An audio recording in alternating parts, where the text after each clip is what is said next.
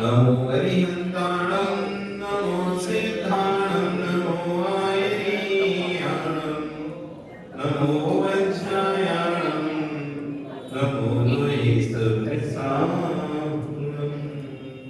वृंदावन से परमेश्वरी भगवान की आदिव आदिनाथ भगवान की भगवान शशने महावीर भगवान की आचार्य आबादीनाथ सूर्य महाराज की आचार्य विश्व शरण जी महाराज की एक ही भाव विस्रोत की ऐसा में विश्व धर्म की निकालेंगे एक ही भाव विस्रोत मंदाक्रांता समय 21 में स्त्रोत मंदाक्रांता इसकी विशेषता है सब की 6 अक्षर पर होना पर पहले 4 अक्षर पर एक गति होती है यानी 4 अक्षर बोलने के बाद एक सांस लेनी पड़ती है फिर उसके बाद 6 अक्षर पर व्यक्ति रुकेगा फिर 7 अक्षर 4 6 7 से 4 अक्षर पर एक ही भावम ये 4 अक्षर थोड़ा सा सांस ले गते एव मया 6 अक्षर हो गए फिर सांस ले यहाँ स्वयं कर्म बंधु इतनी सी बात 3 बार में पूरा बोला जाता है एक लाइन तो उसी प्रकार से बोले कौन सा छंद है ये मंदा क्रांता कौन सा छंद मंदा क्रांता छंद है 4 6 7 तो पढ़ेंगे एक ही भावम गते मया यहाँ स्वयं कर्म बंधो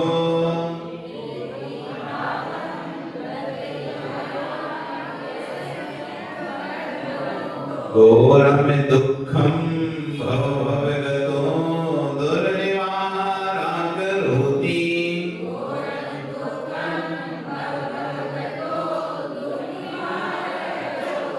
तस्याप्यस्य तैजिरवे भक्तिरुन्मुक्तये चेत् जेतुं न शक्यो भवति न तया को परस्तापे हेतुं ज्योति रूपं दुरित निवार कांत विध्वंस हेतुं कामे बाहुर जिनवरचिरं तत्त्ववेद्याभियुक्ता चेतो वासे भवसि च मम स्फारमुद्भासमानस् तस्मिन्नाह कथमिदतमो वस्तुतो वस्तुनिष्ठे। अब एक साथ दोनों श्लोकों को पढ़ेंगे पहले श्लोक पढ़ो सब लोग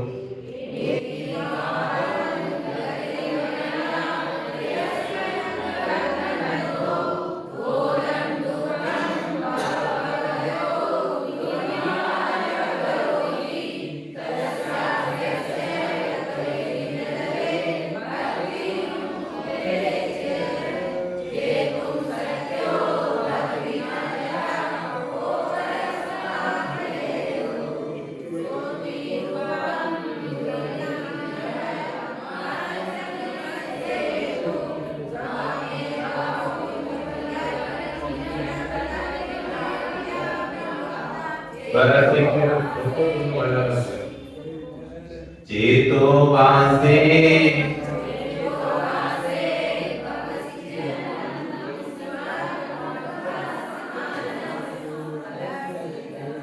तस्मिन्नाह कथमिदतमो वस्तुतो वस्तुनिष्ठे। कल यहाँ पर हमने समझा था पहला श्लोक कि हे भगवान एक ही भावम गति मया यहाँ स्वयं कर बंधो जो कर्म का बंध मैंने किया था वही कर्म का बंध मेरी आत्मा को प्राप्त हुआ है, आत्मा में प्रवेश किया है। और ऐसा कर्म है जो मुझे भव भव में घोर दुखों को दे रहा है। ऐसे दुख जिनका की निवारण करना भी शक्य नहीं है, ऐसे घोर दुखों के कर्म देता है। लेकिन हे भगवान, आपकी भक्ति करने से वे कर्म भी छूट जाते हैं। जब ऐसे घोर घोर कर्म आपकी भक्ति करने से छूट जाते हैं, फिर ऐसा कौन सा संताप है जो आपकी भक्ति से दूर नहीं होगा। अर्थात सभी संताप दुख पीड़ा दूर हो जाएंगे जब बड़ा कार्य हो जाए किसी चीज से। जिस रास्ते से हाथी निकल जाए तो क्या उस रास्ते से चूहा नहीं निकल सकता है? निकल सकता है। किसके रास्ते बनाना पड़ेगा? क्यों? उसके लिए अलग से बनाना पड़ेगा, उसी रास्ते से निकल जाएगा, उसी रास्ते से निकल जाएगा। क्योंकि सबसे बड़ी चीज जब निकल चुकी है तो छोटी चीजें तो आराम से निकल जाएंगी। जब बड़े बड़े कर्म आपकी भक्ति से दूर हो रहे हैं, तो छोटा मोटा कोई शरीर का बीमारी है, संताप है, रोग है, पीड़ा है, दुख है, तकलीफ है, फिर क्यों नहीं दूर होगी? अर्थात अवश्य ही दूर होगी। आपकी भक्ति है वो शक्ति है। कल हम जब आपको बता रहे थे कि 3 प्रकार के लोग मंदिर में आते हैं, एक व्यापारी, एक भिखारी और एक भक्त। तो आपको समझना कौन से प्रकार के व्यक्ति हैं। व्यापारी बताया था आपसे कि जो चाहे लेकर आता है कि मेरा अमुक कार्य हो जाएगा तो मैं अमुक वस्तु भगवान आपके चरणों में चढ़ाऊंगा, नहीं होगा तो रमेश नहीं चढ़ा, होगा तो चढ़ाएंगे। ये सुरेश जी व्यापारी लोग आते हैं। दूसरे आते हैं भिखारी लोग, भगवान ये चाहिए, भगवान वो चाहिए, भगवान वो चाहिए, धन दे दो, संपत्ति दे दो, रुपया दे दो, पैसा दे दो, जमीन दे दो, जायदाद दे दो, सुख दे दो, ये सब चीजें दे दो। बदले में कुछ नहीं। क्यों? आपका काम देना है कि आप दे दो, हमारा काम लेना है कि हम लेते जा रहे हैं। देने वाला काम हमारा नहीं, देने वाला काम आपका। तो भिखारी को भी देता है कि भिखारी को क्या करता है? जितना भी दो उसे कम है। ऐसे भिखारी मिलेंगे जिनके पास करोड़ों रुपए हैं, फ्लैट है, बिल्डिंग है, सब कुछ है, तब भी भीख मांग रहे हैं। उनसे कहा जाता है तुम ऐसा क्यों कर रहे हो? जब तुम्हारे पास अच्छा है तो पहनो, ओढ़ो, खाओ। तो फिर बोले हमारा व्यापार क्या होगा? हमारे व्यापार क्या होगा?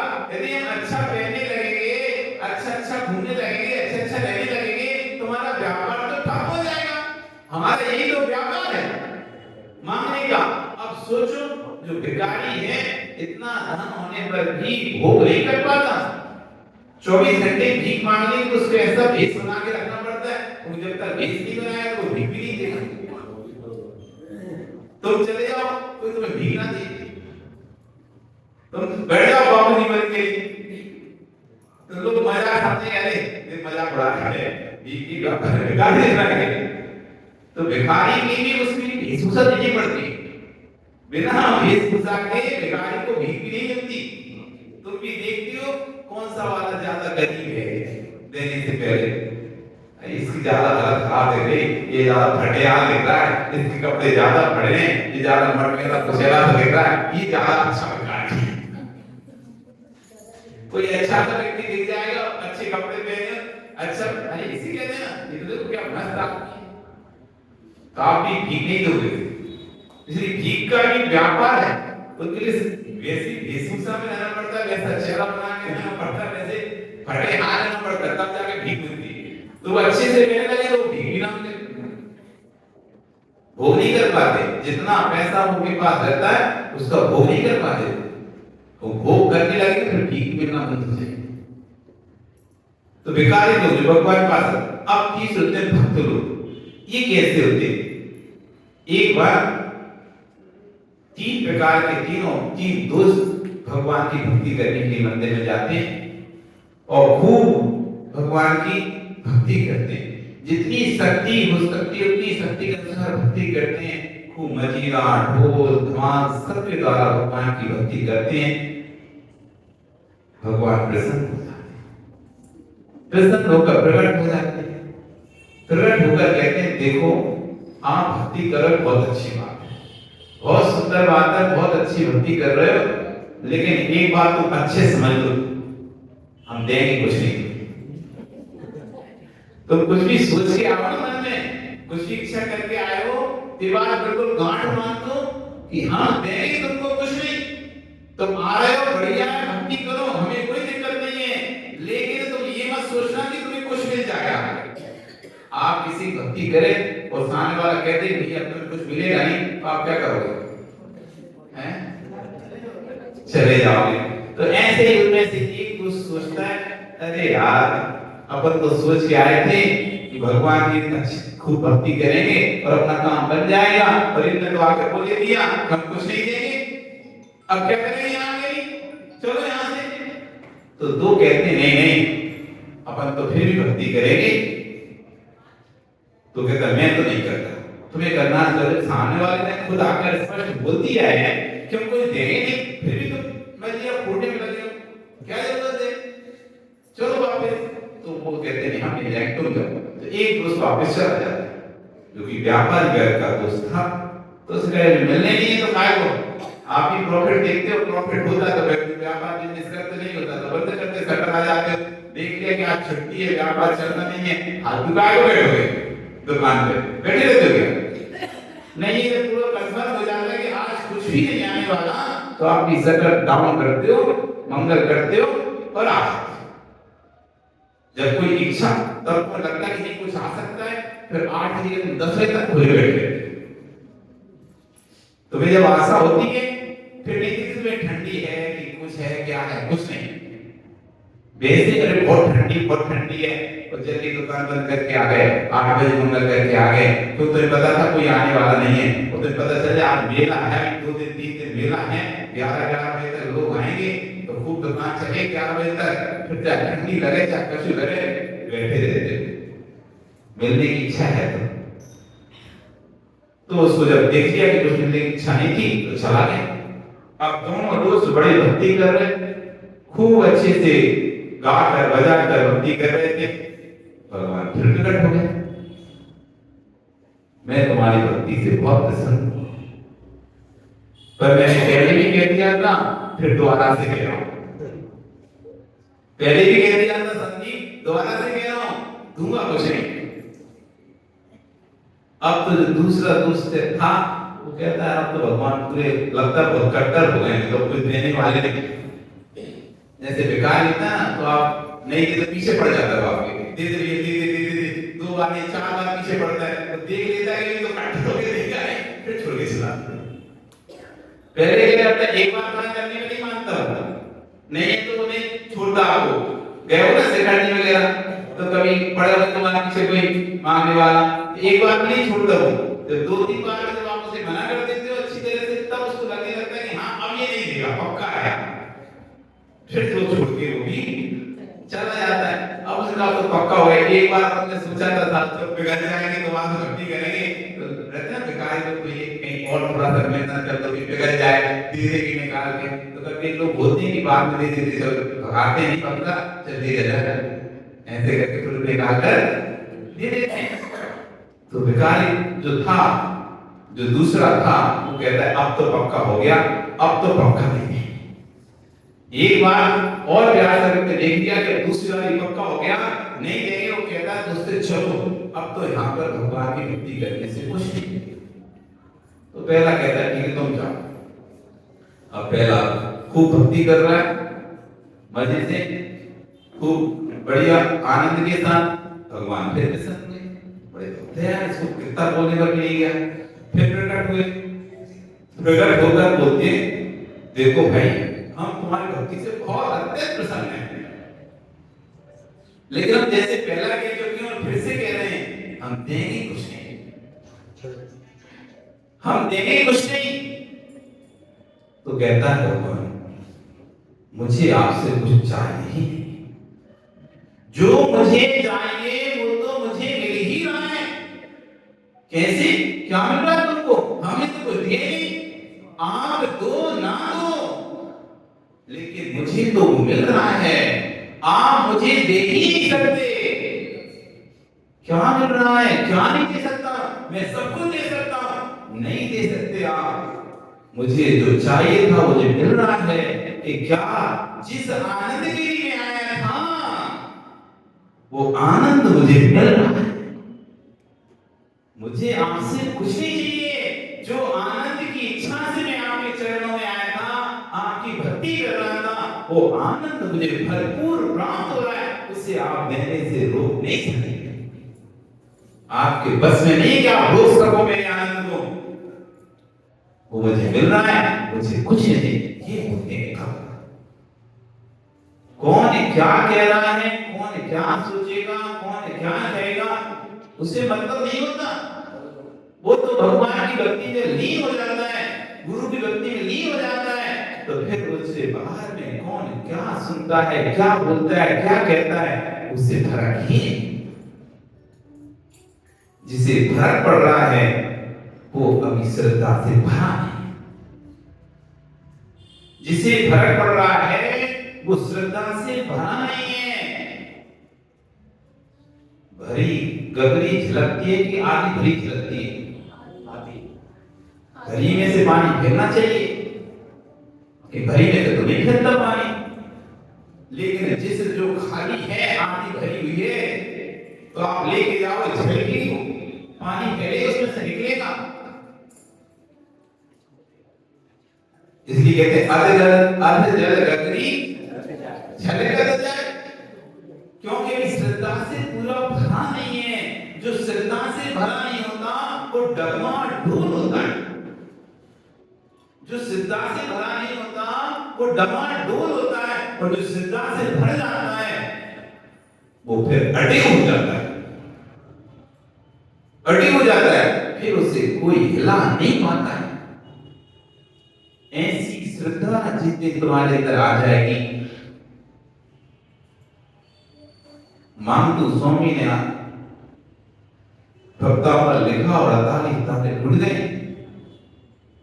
तो उसे बंसी ठीक ना होगी। एक धागा ना तोड़ पाओ, भक्तांबर पढ़ने का तोड़ दो एक धागा भक्तांबर। किधर 48 ताले टूट गए, कहां तुमसे एक धागा भी नहीं टूटेगा। क्यों? जो मन श्रद्धा से नहीं भरा होता है वहां पर स्थिरता नहीं। जो घट पानी से भरा नहीं है वो स्थिरता को प्राप्त नहीं होता है, झलकता है। और जो भरा होता है वो झलकता नहीं है। गगरे में से पानी नहीं निकलता। कितने जाकर लेके जाओ बिल्कुल स्थिर रहता है वो, और जहां खाली है तो मटके का पानी ऐसे हिलेगा और इसका फाड़ देगा। तो जो इस श्रद्धा से पूरा भरा रहता है, गले तक लबालब भरा है श्रद्धा से, वो दूसरों की बातों को सुनकर चलाना नहीं होगा। कौन क्या बोलेगा, कौन क्या कहेगा, कौन क्या सोचेगा, उसे कोई फर्क नहीं पड़ता। क्यों सुरेश? जब तुम भक्ति करते तो सोचते हो क्या कौन मेरे मेरे बारे में क्या सोचेगा? क्यों रमेश सोचते हो क्या? तुम तो लीन हो जाते, जिसको जो सोचना है सोचे। मैं तो अपने मस्त भगवान की क्या कर रहा हूं? भक्ति कर रहा हूं। अब जिसको सोचना है सो सोचता है। जब अंदर में भक्ति आती है तो बाहर की आंख बंद हो जाती है। जब व्यक्ति अंदर देखता है तो बाहर नहीं देख सकता है, और बाहर देखता है तो अंदर नहीं देख सकता। आप अंदर आओगे तो बाहर का देखना बंद हो जाएगा, बाहर जाओगे तो अंदर करेगा। एक साथ दोनों काम नहीं। ज्योति रूपम, कैसे प्रभु? दूसरा श्लोक क्या कह रहे हैं? ज्योति रूपम, हे भगवान आप ज्योति स्वरूप हैं। कोई दीपक की ज्योति नहीं नहीं तो आप समझ लो भगवान कैसे दीपक की ज्योति के जैसे नहीं, ज्योति स्वरूप यानी केवल ज्ञान ज्योति स्वरूप है यहाँ, केवल ज्ञान से युक्त है यहाँ, केवल ज्ञान स्वरूप ही है भगवान। आप केवल ज्ञान ज्योति से युक्त हैं। दुरित निवहा धांत विध्वंस हेतु, जो घोर जैसे कितना भी घोर अंधकार हो, कितना भी घोर अंधकार हो, एक दीपक की ज्योति से सारा अंधकार कैसा हो जाता है? नष्ट हो जाता है। नाम निशान नहीं है तो अंधकार का। कमरे में कितना भी अंधकार हो, तुमने दीपक जला दिया तो कहां जाएगा अंधकार? नष्ट हो गई, पता लगा, नष्ट हो जाता है। ऐसे आप केवल ज्ञान ज्योति स्वरूप हैं, घोर घोर पापों को नाश करने वाले, पाप रूपी अंधकार के विनाशक हैं, नाश करने वाले हैं। तामे आहुर जिनवर, ये मैं नहीं कह रहा हूं, हे देव। कौन कह रहा है? चिरम तत्व विद्या युक्ता, जो लंबे समय से तत्व विद्या को जानने वाले हैं, गर्दन परमेश्वरी हैं। ऐसे लोग कह रहे हैं कि आप तो केवल ज्ञान ज्योति स्वरूप है, संपूर्ण पाप रूपी अंधकार को नाश करने वाले हैं। चेतो वासे, हे भगवान, मैंने तुमको अपने चित्त में बसा दिया। आपने बसाया क्या भगवान को अपने चित्त में? बसाया क्या? अच्छे से बोलना, समझ के बोलना। कभी भगवान को हृदय में बसाया क्या? नहीं बसाया। कभी भगवान को हृदय में बसाया क्या? ओ कमल कुमार जी, बसाया क्या हृदय में भगवान को? कभी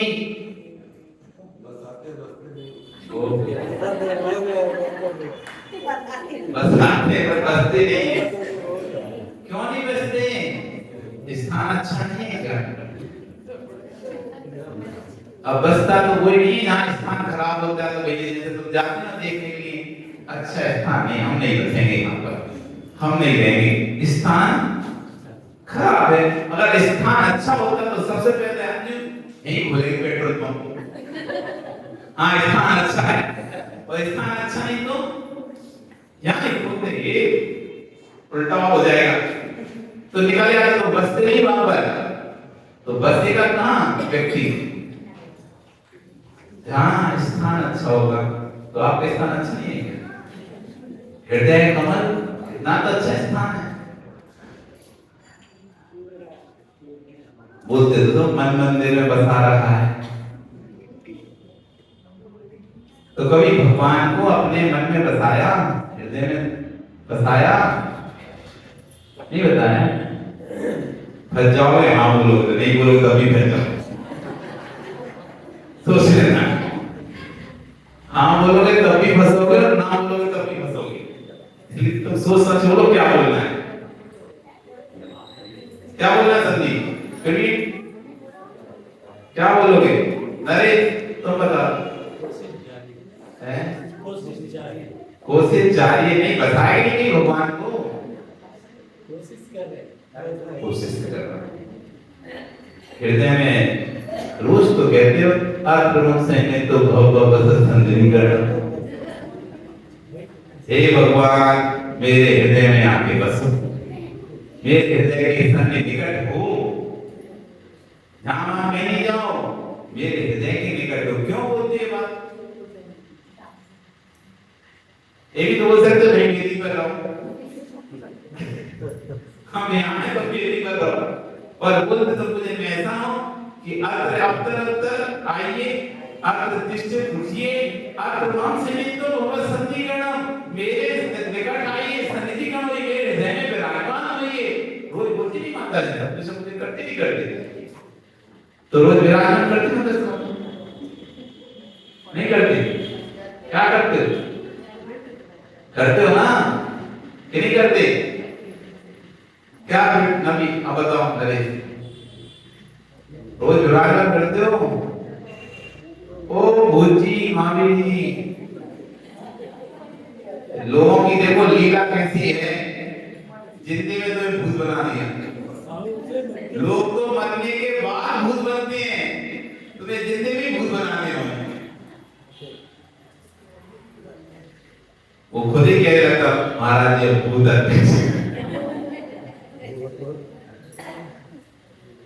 ये है जगत की लीला। जिंदगी में लोग जब भूत बना देते मरने में क्या करेंगे सोचो। हृदय में बसा के रखते हैं। अब कृष्ण कई योजनाएं की हैं, जैसे जिस स्थान पर भगवान विराजमान हो जाते हैं आप उस स्थान पर कूड़ा कचरा नहीं फेंकते हो, गंदगी नहीं करते हो।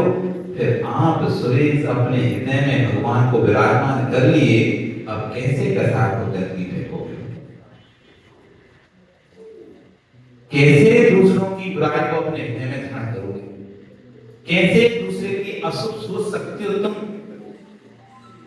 जैसे मंदिर के स्थान पर भगवान विराजमान हो जाए तो फिर उस स्थान पर कोई गंदगी नहीं फेंकता है, गंदगी नहीं करता है, अशुभ विचार नहीं करता है।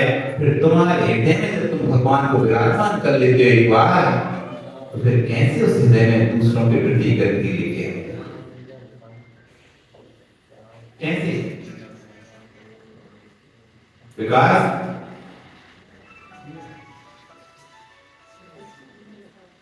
मन मंदिर में बसा रखा है,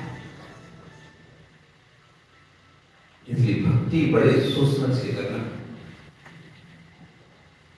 हृदय में प्रभु विराजमान हो जाओ।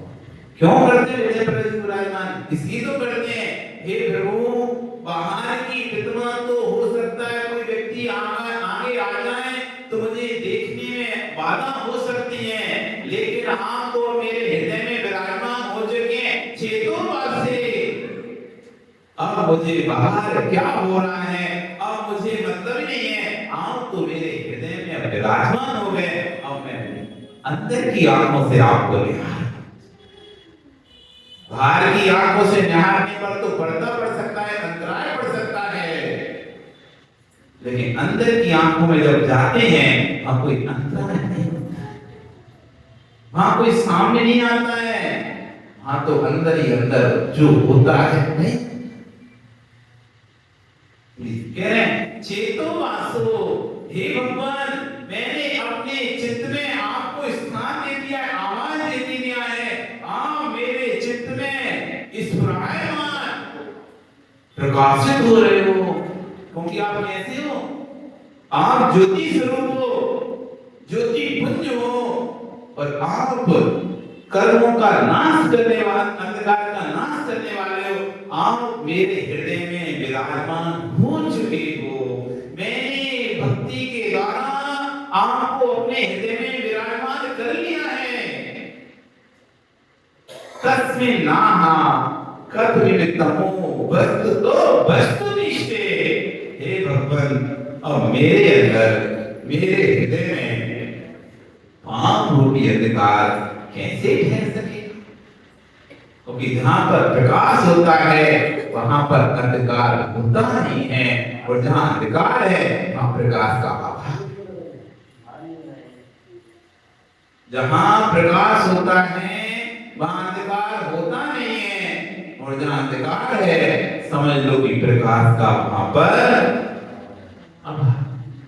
अब देखो आपके अंदर किसका भाव है, किसका सद्भाव? प्रकाश का, भक्ति का, किसका सद्भाव है? यदि भक्ति का सद्भाव है, श्रद्धा का सद्भाव है, तो बाहर की वस्तुएं आपको दिखाई दे, बाहर दिखाई दे रहा है, मतलब अभी आपके अंदर भक्ति और श्रद्धा का सद्भाव नहीं। साधना सात्विक ज्ञान अनुमानम, साधन से साधका ज्ञान अनुमान ज्ञान कहा गया है। जो वस्तु आंखों से नहीं दिखाई देती उसे हम अनुमान से जानते। जो वस्तु आंखों से नहीं दिखाई देती मोहित उसे अनुमान से जानते। ओ विजय, कहीं पर धुआं उठ रहा है तो तुम क्या समझ जाओगे? कैसे? धुआं को कैसे देखिए और कैसे आप तो दिखी नहीं? कैसे अनुमान कैसे?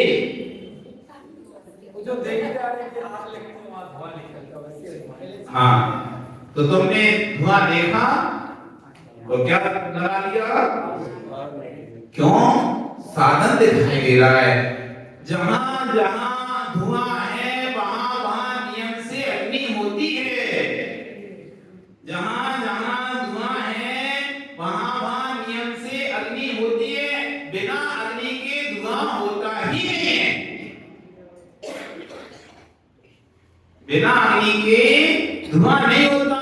गैस हो सकती है, वाष्प हो सकती है, लेकिन धुआं तो अग्नि से ही होगा। गैस हो सकती है, वाष्प हो सकती है, तुम्हें लगे कि कोई धुआं है, गैस वाष्प हो सकती है, लेकिन यदि धुआं है तो नियम से अग्नि होती है। ये व्याप्ति का ज्ञान है। होने पर होना, नहीं होने पर नहीं होना। अग्नि होगी तो ही धुआं होगा, अग्नि नहीं होगी तो धुआं नहीं होगा। ये जैन न्याय है, जैन न्याय। जहां पर जगत के न्याय जब फेल हो जाते हैं ना, तब जैन न्याय चलता है। जैन दर्शन में न्याय है, बहुत बड़ा न्याय है जैन न्याय। उसको समझने के लिए बहुत प्रज्ञा चाहिए, बहुत प्रज्ञा चाहिए जैन न्याय। जैन दर्शन के दो पक्ष हैं, क्रिया पक्ष है, दर्शन पक्ष है। क्रिया पक्ष तो आप मंदिर में बैठोगे 1 घंटा समझ में जाएगा, अरे ऐसे पूजन करना पड़ता है, ऐसा ऐसे करना पड़ता है, ऐसा ये करना पड़ता है, ऐसे माला पहननी पड़ती, हो गए जैन धर्म। ये जैन धर्म नहीं है, ये जैन दर्शन का क्रिया पक्ष है। जो जैन धर्म है वो जैन दर्शन का दर्शन पक्ष है। यहाँ पर क्रियाएं नहीं है, शरीर की मेहनत नहीं है, बुद्धि का व्यायाम है। क्या दिख रहा है? हाथ। ध्यान से देखो, क्या दिख रहा है? हाथ दिख रहा है ना? मेरा हाथ है इसलिए तुम्हें दिख रहा है, या तुम्हें दिख रहा है इसलिए मेरा हाथ है?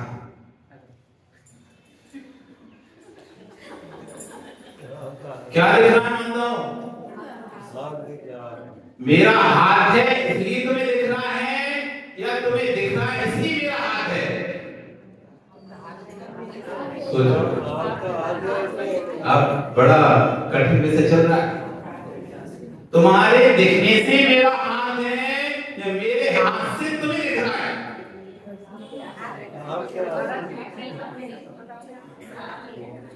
संजय, कोई गोली बिस्कुट की दुकान नहीं चल रही? हाँ, पॉपिंस खरीद लो।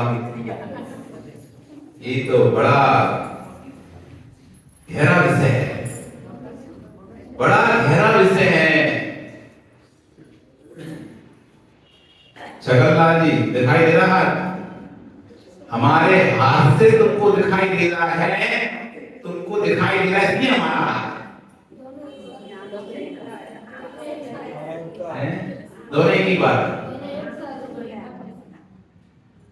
मेरे हाथ होने से तुमको दिखाई दे रहा है, या तुमको दिखने से मेरा हाथ है? क्या सोच रहे हो? अब लगाओ न्याय। ओ वकील साहब, दुनिया की वकालत बहुत कर ली, अब जैन दर्शन की वकालत में जाओ जरा।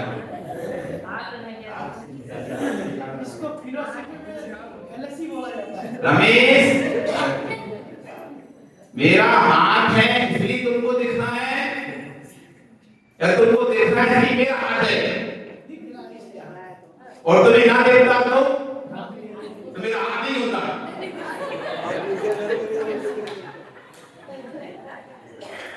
तुम आंख बंद कर दो, देखो मेरा हाथ है कि नहीं?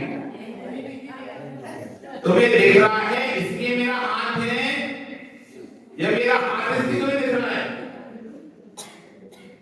बोलो रमेश, दुनिया की वकालत बहुत करी, जैन दर्शन की वकालत करो। ये सब्जी भटा भाजी मंडी नहीं है कि 10 रुपए लेके जाओ कुछ भी खरीद लो, 50 रुपए जेब में रखो, 500 रुपए जेब में रखो तो थैला भर के खरीद लो। अरे 500 रुपए में तो 2 थैला भर जाए, नहीं भर जाते क्या? सब्जी सब्जी हो जाए घर में, पूरा दिन में 10-50 लोग खाने पता भी नहीं चले। ये शुद्ध सोने की दुकान है, शुद्ध सोने की दुकानें हैं। 500,000 से कुछ नहीं होना यहाँ पे। एक गली करना है क्यों? एक छोटी सी बनने की गली तो कितने की आएगी? कितने की? 1,000 रुपए में जाएगी, 500 में नहीं, 2,000 में। अरे एक उसका अंत तो खाता नहीं मिलने वाला तो है। ये छोटी मोटी प्रज्ञा वाले व्यक्ति का काम नहीं है। ये कोई साल भाजी दुकान नहीं कि 10-50 रुपए भी हो तो थैले में भर जाएगा तुम्हारा।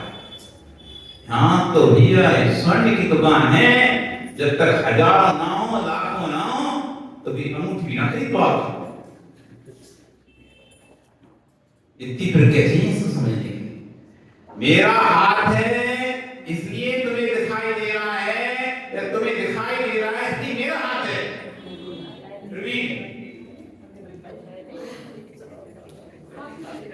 अब समझ में आ रहा होगा एकता दुनियादारी एक तरफ, कैसे किसी को पागल बनाना है, कैसे किसी को ठगना है, कैसे टोपी सिर पर उधर करना, इसका मस्तिष्क तो बहुत है आपके अंदर, कमी नहीं उसमें। कैसे आप व्यापार करते हो, बाहर की होशियारी अलग है। अब समझ में आ रहा है कि इतना हम अपने आप को होशियार समझ रहे थे, हम तो इतना अपने आप को ज्ञानी समझ रहे हैं, तब भी एक इतने से विष्णु धर्मी समझ में आ रहा। बोलो ना।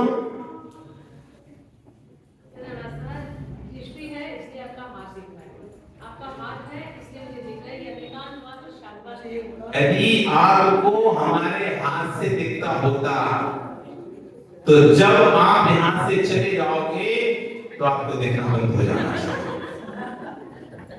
लेकिन तब भी दिखता है आपको। मेरे हाथ होने से आपको दिखता है, तो मेरा हाथ में दुकान लूंगा तब भी आपको दिख रहा है। हाथ ना देखे लेकिन दिख तो रहा है ना, दिखना तो बंद नहीं हो गया। तो हाथ होने से तो नहीं दिख रहा ना तुमको, हाथ होने से नहीं दिख रहा।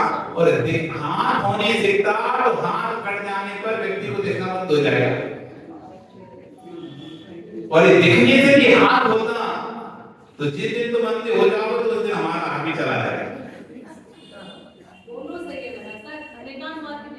दोनों ही गलत है,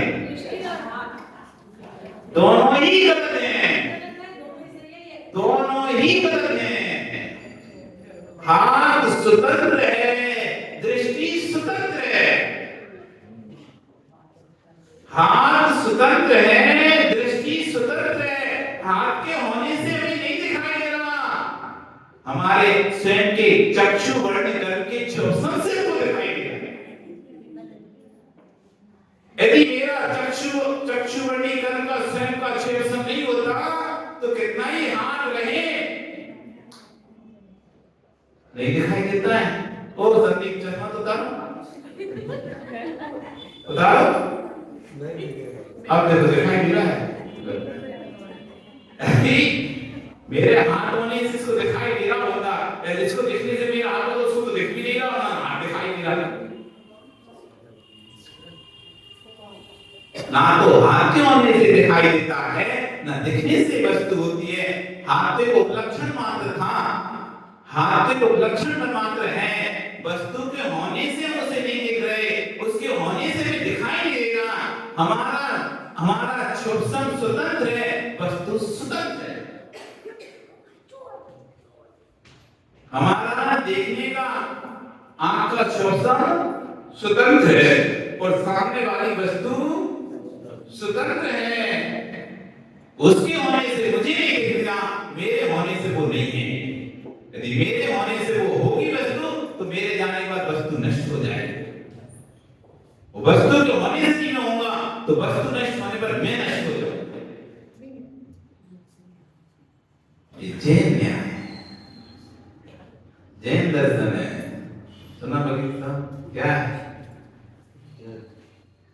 जैन दर्शन है, इसे वही समझ पाएगा जो श्रद्धा से भरकर जैन दर्शन को अपनाएगा। चलते हुए राह पर चलते चलते कोई अच्छे एग्जाम की पढ़ाई की व्यवस्था नहीं कर सकता। तुम सोचो कि हम राह पर रोड पर चलते घूमते फिरते रहें और बड़े एग्जाम पास कर लें, आईएएस आईपीएस एग्जाम पास करते हैं। यदि आईएएस आईपीएस एग्जाम पास करना होता तो एक लगन से पढ़ना पड़ता है एक स्थान पर बैठकर, तब जाकर तुम आईएएस आईपीएस एग्जाम पास कर पाओगे। ऐसे चलते फिरते सोचते कि चलो 2 मिनट उठाकर पढ़ ले रहे, 2 मिनट सुन ले रहे, वो हो जाएगा पास, कर लोगे? नहीं कर पाओगे। जैन दर्शन को समझना है तो आधा घंटे के प्रवचन नहीं समझ पाओगे, उसको बैठना पड़ेगा, पढ़ना पड़ेगा, तब जाकर तुम उस गहरे जैन दर्शन को समझ। तो जो जितने गहरे में जाता है वो उतने मोती पाता है, जो गहरे में जाता है वही मोती पाता है, जो गहरे नहीं जाता उसको मोती नहीं मिलते हैं। जो आगम की गहराइयों में जाता है वही अध्यात्म के मोतियों को पा पाता है, वही जैन दर्शन के मार्ग को समझ पाता है। धर्म का मार्ग समझना है तो गहरे में उतरना पड़ेगा, गहरे में जाना पड़ेगा, तब जाके धर्म का मार्ग समझ पाओगे। अब मेरे अंदर जब आप विराजमान हुए भगवान, तो ऐसा कौन सा पाप है अब जो मेरे अंदर ठहर पाएगा, अर्थात नहीं ठहर पाएगा। आप कल फिर आओगे, पर्याय रहे तो पुनः प्रातः काल फिर मिलेंगे। बोलिए भगवान महावीर स्वामी की जय।